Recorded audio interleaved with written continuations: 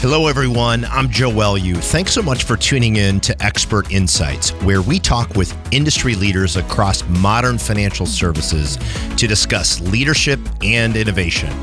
Let's get started.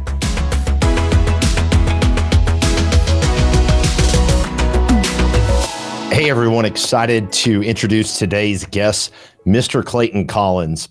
Clayton is the founder and CEO of HW Media, the parent company of real estate media and data brands, HousingWire, Real Trends, Reverse Mortgage Daily, and Altos Research. Clayton formed HW Media in 2016 to acquire HousingWire and has grown the company to be the premier information resource for mortgage and real estate professionals across the real estate economy, reaching over 500,000 professionals each month. Clayton also serves on the board of directors for SLM, a real estate agent onboarding and technology support business. He is also a member of the President's Young Leaders Council for Elon University and a member of Young Presidents Organization. Please welcome Clayton Collins. Hey, Clayton, good to be with you, man. It's been a while. It's good to have you on the show. And how's life? Joe, it's wonderful to see you. Life is good. I have, been busy working through this evolution of the housing industry that we're gonna talk about today.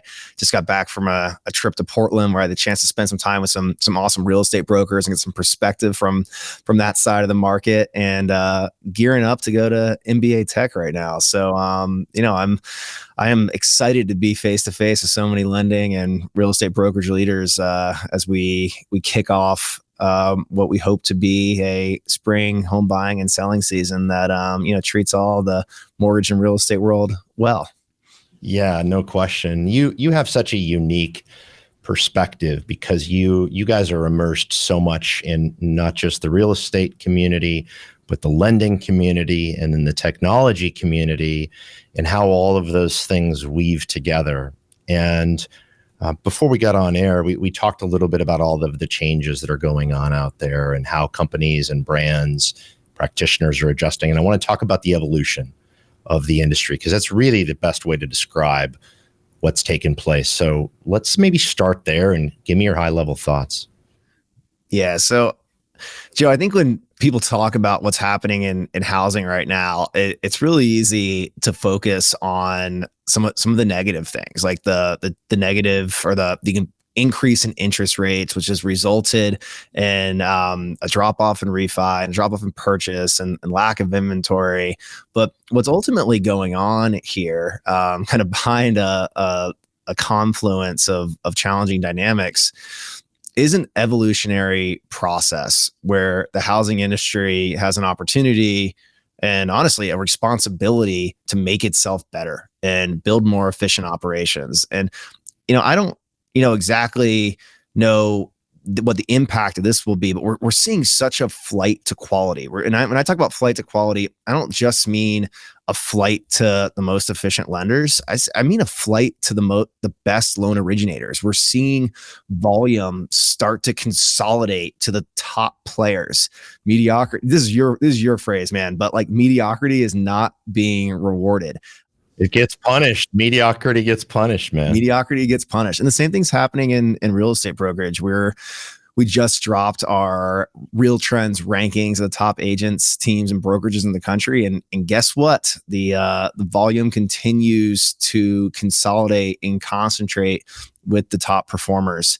And I don't know, that's a tough thing if you're a mediocre agent or loan originator or a part-timer on the real estate side. But it's a good thing if you're a consumer, because when volume starts to concentrate, the best get better. And I saw a great line a few weeks ago: is nobody needs advice from a part-timer.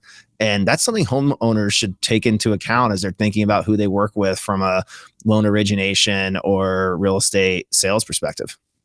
That's such a great statement. And if you think about how many people that were really, in, for lack of a better way to phrase it, dabbling in the industry, right? They were looking to make easy money. And what you're describing to me is ultimately those people are not going to be relevant anymore. And we're seeing it show up in the data. Drill into that a little bit for me. And from your seat, which I think you have such a depth in perspective, what is the difference between these people where the volume is consolidating on across the industry in both sectors or in both segments, and from the real estate side and the lending side? What do you see? Ultimately, it's been a good thing that the real estate industry and the loan origination industry have a relatively low bar to enter. It means that people from a diverse array of backgrounds can enter the housing industry in some capacity. They don't have to go to college. They don't have to go to an Ivy League school. They don't have to go through some long training program or medical residency or graduate degree program. You can come from different walks of life and different backgrounds. And one of the reasons that is really important is because the American homeowner comes from many walks of life and many different diverse backgrounds. So when you create high bars to enter a profession, you end up with a much more homogenous category of worker. So the housing industry, by not having this extremely high bar, allows people from all walks of life to enter. Now, the challenge is, do you stay once you're in the industry? And if you stay, it doesn't necessarily depend on the fact of like where your education is from. It depends on like what you give it. And like, do you dabble or do you commit? So we're going through this cycle right now. National Association of Realtors is projecting a pretty big drop off in membership from 2022 to 2023. We're seeing projections that loan originator headcount is going to go down to a degree in 2023. And is that necessarily a bad thing? No, it's pushing out the dabblers. It's rewarding the people who have committed to building careers as housing professionals. And those are the people who can provide the best advice to homeowners. Those are the people that work well with their counterparts. It still blows my mind how many realtors don't think highly of loan originators and vice versa. It's because they're so true, right? Their vision is anchored in a dabbler or a part-timer. Yeah. Like you're like working with a realtor who's like working 10 hours a week is not going to be a good experience for an LO, and working for a realtor who's working with an LO who's built his or her whole pipeline on refi or like isn't like a fully committed professional, that's going to be a bad experience too. So as we go through this kind of like cleansing period and really reward the people who are committed to building careers in the housing industry, we're going to create better working relationships across the industry. We're going to reward the originators who are doing the volume to have the resources to invest in technology. And the people that are left in the industry on the other side will be closer to their highest and best use. And I think their highest and best use, if you're a tip of the spear person in the housing industry, working with consumers, is working with consumers and building relationships and giving advice, not inputting data a dozen times, not like repeating processes or spending all your time on paperwork. It is working with consumers and giving advice. And the technology should, from our perspective, of course, should enable them to do more of that, right? And it sounds like you believe the same thing. Oh, 100%. Like, I mean, like I've never believed the rhetoric that technology is going to replace the loan originator, replace the real estate agent. It's going to help them be their highest and best and be like better advisors and sellers on behalf of their clients. Now, I think technology can replace some of the checkers jobs in the operations side of the housing industry. And, that's tough to see. Like, we hate to see the reduction in forces and the headcount reductions that we've seen recently, but ultimately, that might help those people get to their highest and best use too. And, figure out, where their intellect and skills can really be rewarded. And the environment that we have recently, the environment where we came from in 2020, 2021 was so exuberant that it wasn't a necessity to have those efficiencies, to have those businesses optimized. And it feels like a lot like organizations are being forced that direction right now. And the ones that are making the choices to optimize workflow, optimize for performance, they're being rewarded. You agree? So I had a really senior mortgage bank CEO on my housing news podcast back in I think it was like Q2. So about a year ago, Q2 2022. And this is an organization where like some other industry participants have criticized for being really refi heavy in a time period when the industry was shifting to entire focus on purchase. And one of the comments really stuck with me that was shared is that if we hadn't pivoted to refi and other lenders hadn't pivoted to refi, millions of American homeowners would be sitting in mortgages at rates significantly above market. And because of the mortgage industry's ability to quickly pivot to serve consumers to refinance their loans at 2.75, 3.5%, the American consumer and the American economy was served well. And I think there's some power in that statement. But to fulfill that statement, it required throwing human capital into the ecosystem. To the quick pivot to ramp up technology to handle refi volume when that opportunity presented itself would have left money on the table for the mortgage originators and would have left consumers on the sidelines that weren't able to be served, because it takes time to improve processes and implement technology. Now, Joe, the question is, now the last 6 months as lenders have had more time, have they invested in technology and have they helped start to build more elastic and efficient lending ecosystems that can scale as volume ebbs and flow and as interest rates move? So I want to talk a little bit about the elastic, sustainable business models that we believe you have to get to right now, right? And are you seeing the organizations making the investments from the conversations you're having? Kind of going back to the same talking points we see with loan originators and real estate agents, there's a bifurcation. And the bifurcation sits with the resources in the organization. Did lenders preserve cash on their balance sheet in 2022? Did they access the public markets, which gives them, some public market pressure, but also access to capital? Let's leave it there. Access to capital to invest in their business.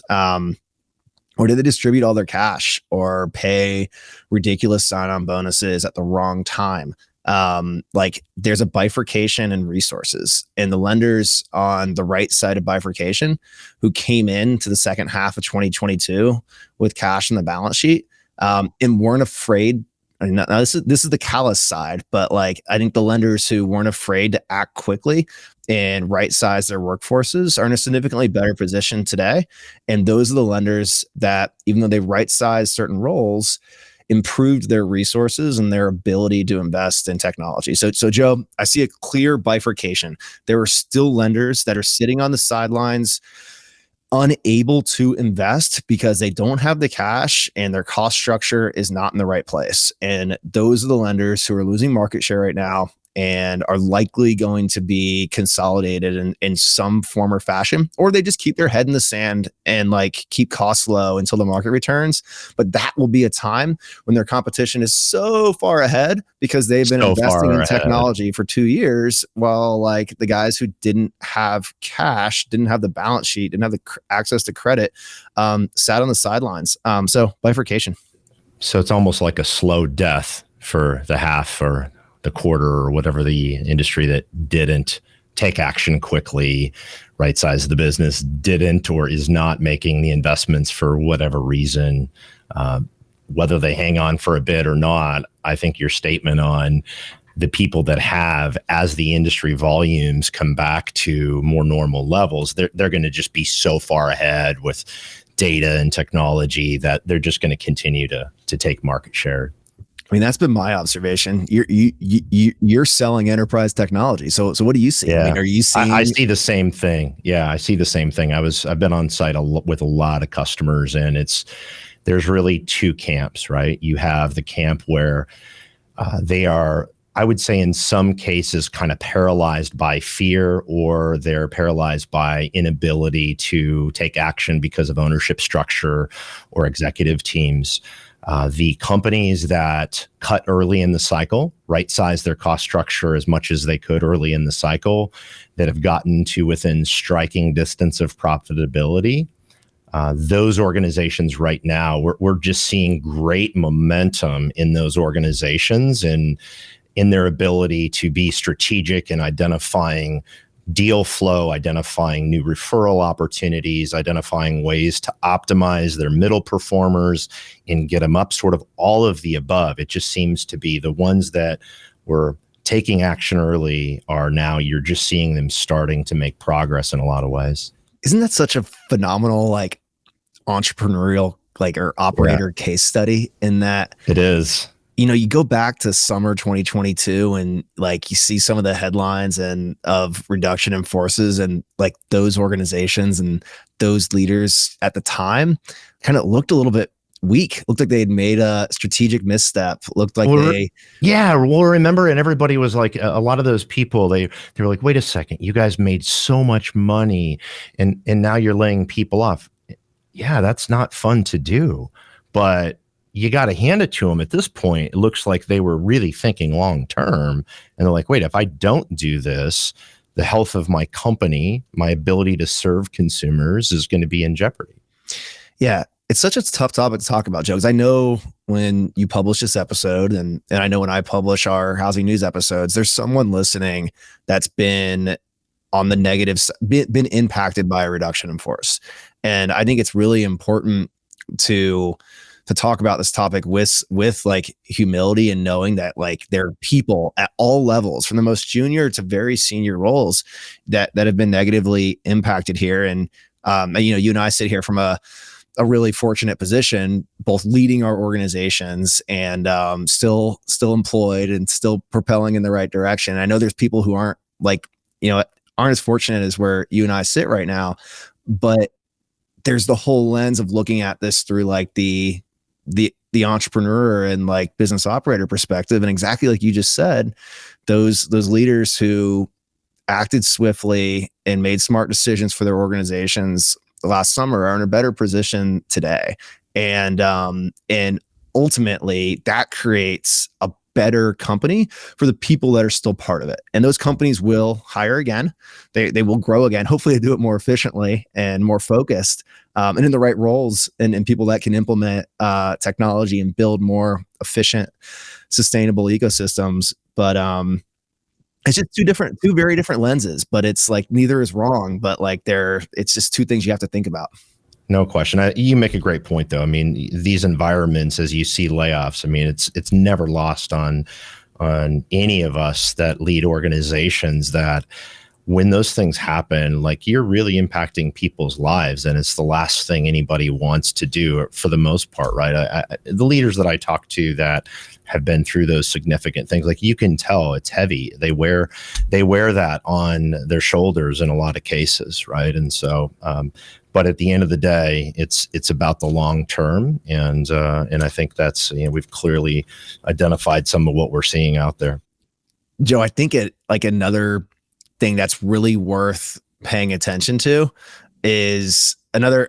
It's not just capital and cash that is differentiating players in the industry. It's also mindset, and I think that the players with the right mindset, all the way from the C-suite to the originator to the broker, like across the organization, that like facing tough markets with the right mindset, that there's market share to be had. And this is when companies differentiate themselves. And this is when professionals differentiate themselves is so important. And running a news org, like it's like we cover like the good and the bad. And there's been some bad headlines. You do, by the way. Sometimes I'm like, Clayton, like, that's like, you might get some nasty grams from that post or that piece that you did, but you cover all of it. So I mean, you can't pick and choose, right? Think about how much worse this industry would be if everyone stuck their head in the sand and didn't acknowledge like some of the negative economic news or challenging industry news. Like, I mean,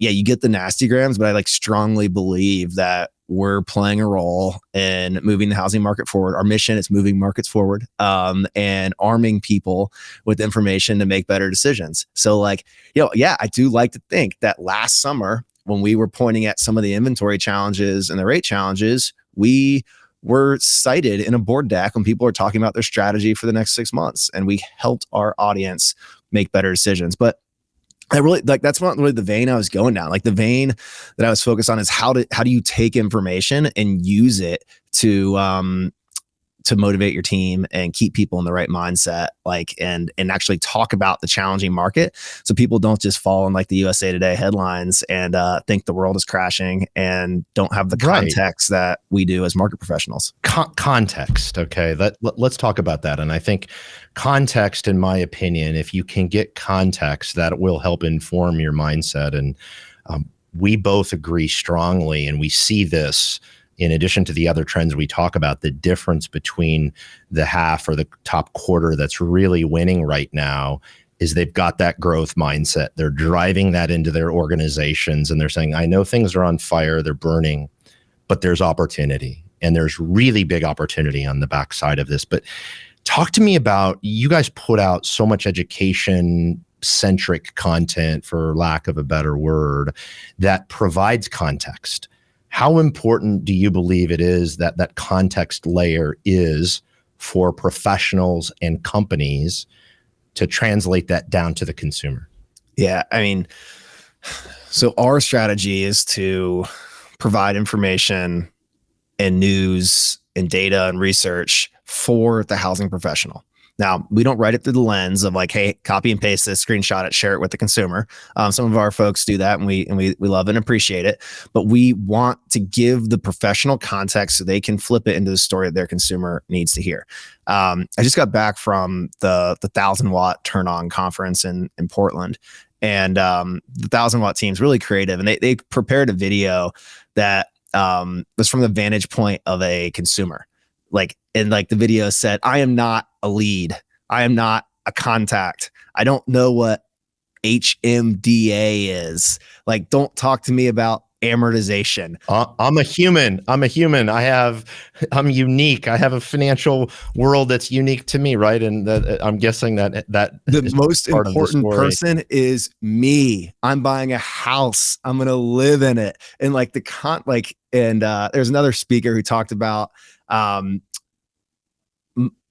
less facts, more feel, and talking about how content makes people feel. So like, I'd see our vantage point as like Housing Wire, Real Trends. Like, we're going to give you the facts. Now it's your job to turn that into a message that helps your consumer feel about what the decisions they're going to make in their housing journey. So they need to humanize it. Yeah. And I know like one of your recent guests on this show talked a lot about education and how he, as a top originator in the country, leverages information and knowledge to educate not only his originators and team, but like the real estate agents and consumers that do business with him. And I know this gentleman well, and like, he's a master at like bringing feeling and context to the information. So master. And the gentleman we're talking about, Shant Benosian, who's on a recent episode, and he's world class at that. And his phrase on the show was education attracts, right? And we were talking about marketing and growing the business, and he really made it clear. And I'm like, there's a reason, obviously, he's the best in the country, and you can clearly see that, but it just resonates. And I think there's a lot of people can learn from those types of statements and how they approach the industry. Yeah. And there's in bringing it back to the beginning, where we kind of talk about a consolidation of market share to the full timers, not the people who dabble. Like, Shant lives this industry. He is a housing professional. So it's a big part of his identity. And I see that across top performers across this industry. I consider myself a housing professional. There is no like personal Clayton and housing Clayton. Like, I am like, this is me. And I think there's a lot of people in this industry who've dedicated themselves to housing, to selling houses, to financing houses, to participating in some way. And I think that those people embrace that message that Sean shared, that education attracts. And you have to know this industry inside and out to understand how like each economic move is going to impact your clients and how it's going to make your clients feel. We've recently seen so many headlines. Like I heard someone joke recently, like, I miss the days when the Fed chair's name wasn't on the tip of my tongue. Like 90% of the country should not know who Jerome Powell is, but right now a lot of people do. He's like one of the most famous people in the country right now. Like he's got memes. He's got like, he's J Powell to a lot of people. Like that should not exist. Like we should not know who the Fed chair is. Like maybe you and I, Joe, but like 99% of the country should not know who Jerome Powell is. That is and we definitely shouldn't tell our consumers about J Powell. We shouldn't be telling consumers about a 25% rate increase, because it does not mean a 25% mortgage rate increase, which we all know. Everyone that listens to this show understands the difference between the Fed funds rate and mortgage rates. But the average consumer doesn't. I mean, I know have to. In our company, when you see a 25 basis point increase from the Fed, they automatically assume that their mortgage rates are going to go up, right? And so, I think to your points earlier, Manny, you really have to get the context and connect at a human level with people to help them understand.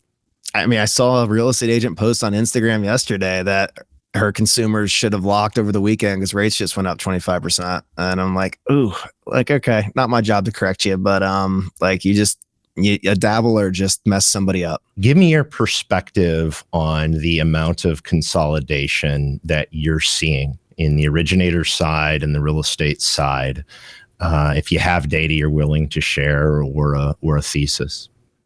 Yeah. So, I mean, we published an article with a source from a couple of investment banks that IMB consolidation could range like 30 to 40% in 2023. But I think that thesis, this was a couple months ago, I think that thesis was a little bit flawed in the assumption that consolidation would be the result of mergers and acquisitions. And as fast as this market changed, the definition of consolidation in real estate brokerage and mortgage origination has changed. There's a term that's being used really regularly in real estate right now. They're called walkover acquisitions, where you're consolidating two local independents or an independent and a franchise, and no one's getting paid. You're just getting a new home. And like it's it's in the tech world, we call it an acqui-hire or a rescue. But that's happening in real estate, and that seems to be the trend that's happening in mortgage. I recently got a behind the scenes look at a IMB acquisition, and headline might look okay. Reality is all of the comp is deferred and contingent. And the retention agreements and agreements that LOs have to sign to come over are hairy. They're not pretty. So some of the M&A that gets announced isn't really what it looks like. Yeah, the packaging around it doesn't tell the full story in many cases. Yep. So I think there might be a few more good deals to be had, but there will be a lot of consolidation that is a result of failed shops and kind of acqui-hiring over the origination of talent and bringing that volume into a lender who prepared their balance sheet in 2022 to muscle through the hard times. And then there's the consolidation through recruitment. And there are some fierce recruiters out there who are pinning down their competitors through recruiting efforts. And I think a lot of the consolidation will be the result of the strongest players out competing their competition. The one thing I would mention that I see, and I'm curious as to your feedback, we do see people hyper aggressive on recruiting. And some of them are successful at retaining those folks. But it's like there was a gap. They got really masterful at the recruiting process and not really masterful at onboarding, wrapping their arms around those people, making them successful once they moved over. And we're seeing really a bifurcation there in some cases, and you're starting to see some of those people go back the other direction. Do you hear things about that?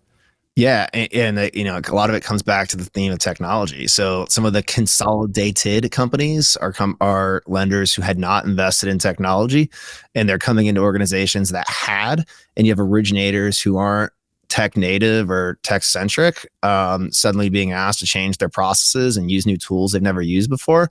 And the learning curve is steep. So like you look at this as a top performing origination shop, and you're like, wait, this guy doesn't know how to use our LOS, or this gal won't use our point of sale, or she's still using like her own like CRM. And like, come into the fold. We know how to do this. And I think in a market where there's so much pressure on volume, and the divide between someone who's a cost center and a profit center is pretty, it's pretty thin divide. Makes some of those recruiting conversations challenging. But I am one thing kind of reassuring thing I have seen in recruiting is I think some recruiters and origination shops are getting better at knowing who they are and who they work for. There's a few shops I've seen out there who said, hey, we are the home for like kind of the later career originator who wants to like dabble and push a few loans through once a month. That's okay. Like, at least they're being honest, right? And they're being clear. That's what we do. We're good at that. Like come hang your license with us. And there's other shops who have more aggressive sales cultures, and mediocrity will be punished. And as long as you know that going in, I think that's a good thing. Like there needs to be a home for originators who have different aspirations and different goals and different styles. But the scary part is when people aren't honest with themselves about their organization or their own skill set and join a company that has an entirely different culture than they've spent their career building. That's such a great point. And we see that all the time. The people, they're not honest with themselves on their ability to change and evolve. And we talked at the beginning of the episode, this is an environment of really rapid change and evolution. And they're not being honest with themselves on like, hey, am I willing to do the work to become a type of professional that I've never been before? And then ultimately, there's a lot of scenarios where they don't maybe examine the company they're at and say, do they match? What they're doing, the investments they're making, does that match what I want to do with my career, right? Does it line up? Well, Clayton, I really appreciate your perspective and the unique position you have in the industry. Thanks so much for the time today. Joe, thank you so much. I love the direction the conversation went and talking about how education attracts. It's a big part of our mission here, and always encourage loan originators to check out our Lending Life newsletter. You can find it easily on Housing Wire, which we curate specifically for loan originators. And Joe, we hope you and the Total Expert team and everyone who listens will join us at Housing Wire Annual in October. We're doing a lot of effort to bring together the mortgage and real estate ecosystem under one roof. It's a big part of why I founded HW Media, is to look at the housing sector in totality and help build relationships across this really important sector. So Housing Wire Annual in October. Housing Wire Annual in October. And I want to say just one more item. Let me back up for a minute. I want to make one more point on the fact that you guys are bringing lenders and real estate practitioners together in the same environment. Don't you think there's just tremendous unrealized opportunity for lenders and the real estate side to work better together to serve the end customer? Oh, absolutely. And I think as we keep coming back to that theme of consolidating the volume around the top performers, that will become more and more obvious. It's really shocked me how differently real estate and mortgage professionals think, and they run at different paces, and they kind of see themselves as part of different communities and different ecosystems. And I have the thesis that I'm making big bets on, that these two sectors are going to realize how much they mean to each other and how much the relationships can be improved by coming together under one roof, even if that's just once a year. But we want to be a factor for change in that arena. I think that's fantastic. And ultimately, the best part about it is the end consumer generally is going to have a better outcome if those two sides of the transaction are in sync. So 100%. Thanks so much, Clayton. We'll see you soon. Thanks so much for joining us today. Be sure to subscribe wherever you get your podcasts.